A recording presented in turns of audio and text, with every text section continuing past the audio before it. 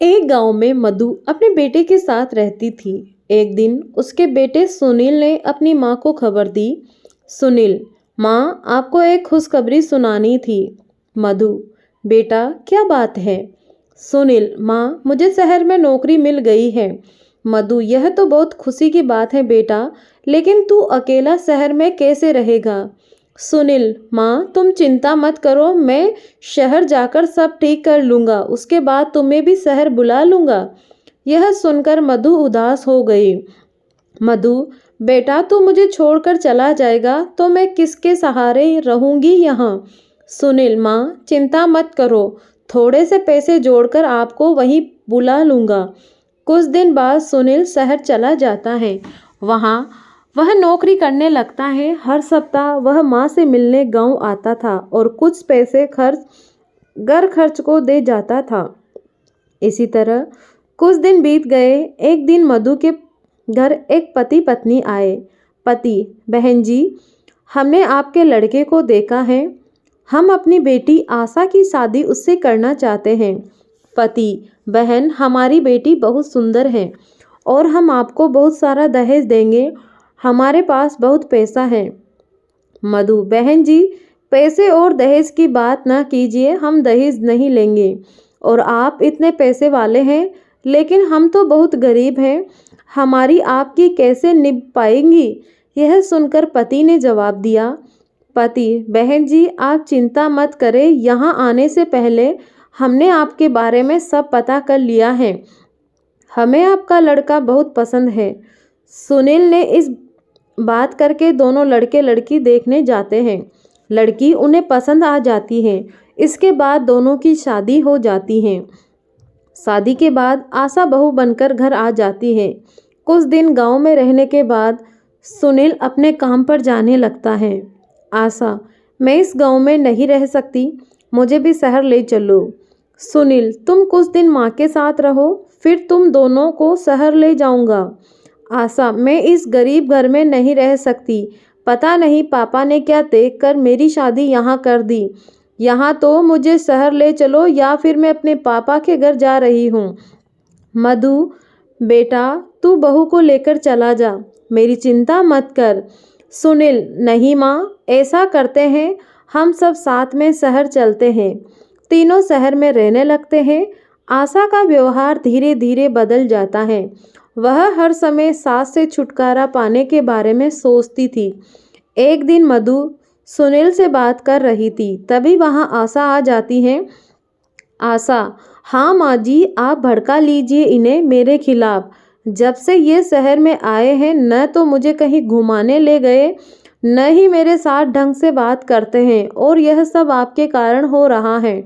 सुनील, आशा ये किस तरह की बात कर रही हो तुम? मेरी माँ से क्या कमी रह गई मेरे प्यार में? बस मैं केवल इसीलिए कहीं नहीं जा पाता क्योंकि मेरे पास टाइम नहीं है, वरना माँ तो हमेशा मुझसे तुम्हें कहीं ले जाने की बात करती है। इसीलिए मेरी माँ पर झूठे आरोप लगाना बंद करो। यह सुनकर आशा और गुस्से में आ गई।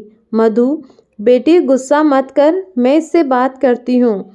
सुनील, तू आज ही बहू को कहीं घुमाने ले जा और जो वो कहे उसकी हर बात मानना कर।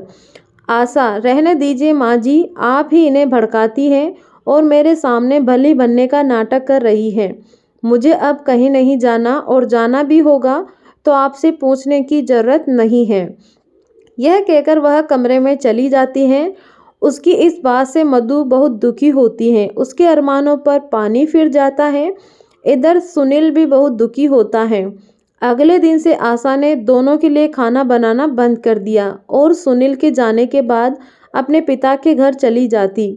घर का सारा काम मधु करती और जब सुनील के आने का समय होता तो उसे 1 घंटे पहले आशा आ जाती थी। इस बात का सुनील को जरा भी पता नहीं था।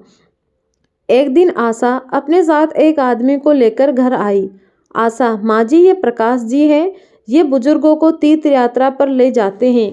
1 महीने की यात्रा है जिसमें सारे तीर्थ करवाते हैं, बहुत कम खर्च है, मैंने पैसे जमा कर दिए हैं, आप शाम को ही इनके साथ चली जाना। मधु, लेकिन बेटी एक बार सुनील से तो पूछ लेने दे। आशा, नहीं माँ जी, वो आपको जाने नहीं देंगे और ऐसा मौका आपको दोबारा नहीं मिलेगा। मधु आशा की बातों में आकर शाम को उस आदमी के साथ चली जाती है। शाम को जब सुनील आता है तो वह माँ को न पाकर पूछता है। तब आशा कहती है, आशा माँ जी को तीर्थ यात्रा पर चली गई। उनके गांव से एक आदमी आया था, वो उन्हें उनके साथ ले गया। सुनील बहुत परेशान हो गया। वह कुछ दिन माँ का इंतजार करता रहा, लेकिन माँ नहीं आई। उसके बाद वह गांव गया माँ के बारे में पता करने, लेकिन माँ का कहीं भी पता नहीं चला। आशा बहुत खुश रहने लगी। उसके रास्ते का कांटा हमेशा के लिए निकल गया था। इधर वह आदमी मधु को बहुत दूर ले जाकर एक रेलवे स्टेशन पर बैठा कर चला जाता है। मधु को कुछ पता नहीं होता। जब वह सुबह देखती है तो वहाँ कोई नहीं था। मधु घबरा जाती है। वह रास्ता ढूंढने लगती है, लेकिन उसे कहीं कुछ समझ नहीं आता। इधर सुनील अपनी माँ के लिए बहुत परेशान रहने लगा। वह बीमार पड़ गया। आशा ने जब यह सब देखा तो वह एक दिन अपने पिताजी के पास गई। आशा, पापा, जिस आदमी को आपने भेजा था उससे पता करो मेरी सास कहाँ है। उनके बिना तो ये बीमार पड़ गए। पिता, बेटी, तेरी सास को छोड़ने के बाद वह आदमी वापस आ रहा था।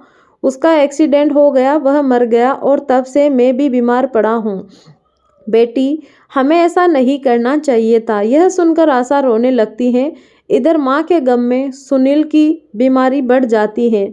उसके बचने की भी कोई उम्मीद नहीं रहती। सुनील एक दिन आशा से कहता है, सुनील, आशा, तुम मुझे गांव ले चलो। मैं अपने प्राण अपने घर में त्यागना चाहता हूँ। मेरी अंतिम इच्छा पूरी कर दो। यह सुनकर आशा रोने लगती है और सुनील को गांव लेकर जाती है। जब वे अपने घर पहुँचते हैं, आशा घर में जाती हैं तो देखती है मधु घर में खाना बना रही थी। यह देखकर वह अचंभे में आ जाती है। सुनील अपनी माँ को देखकर रोने लगता है। मधु सुनील की हालत देखकर उसे सहारा देकर बैठाती है। सुनील, माँ, तुम यहाँ कैसे? मैंने तुम्हें कहाँ कहाँ नहीं ढूंढा। मधु, बेटा, बहू ने जिस आदमी के साथ मुझे तीर्थ यात्रा पर भेजा था वह धोखा देकर भाग गया। मैं भटकते भटकते किसी तरह गांव पहुंच गई। मुझे लगा मेरा शहर में आना बहू को पसंद नहीं था, इसीलिए यही मैं मेहनत मजदूरी करके अपना गुजारा बसर करने लगी। लेकिन तूने अपनी ये हालत कैसे बना रखी है? आशा, माँ जी, मुझे माफ़ कर दीजिए। आपसे पीछा छुड़ाने के चक्कर में मैं अपनी ही गृहस्थी में आग लगा बेटी। इनका ये हाल है कि डॉक्टर ने जवाब दे दिया। यह सब मेरे पिता ने करवाया था।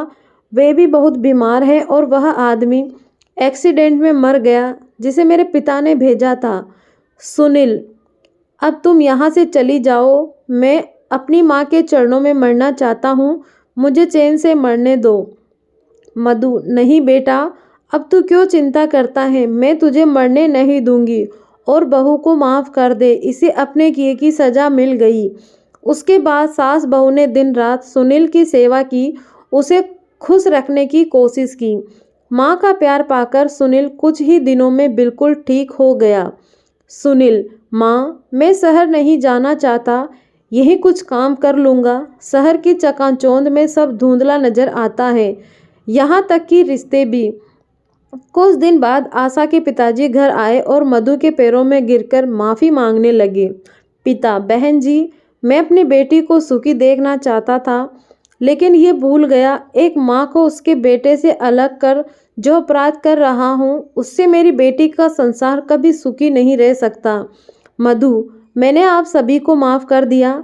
इसके बाद आशा बिल्कुल बदल गई। वह अपनी सास की सेवा करने लगी। सुनील उसके व्यवहार से बहुत खुश रहने लगा। तो दोस्तों, ये थी आज की कहानी। आपको कैसी लगी कमेंट में ज़रूर बताएं। धन्यवाद।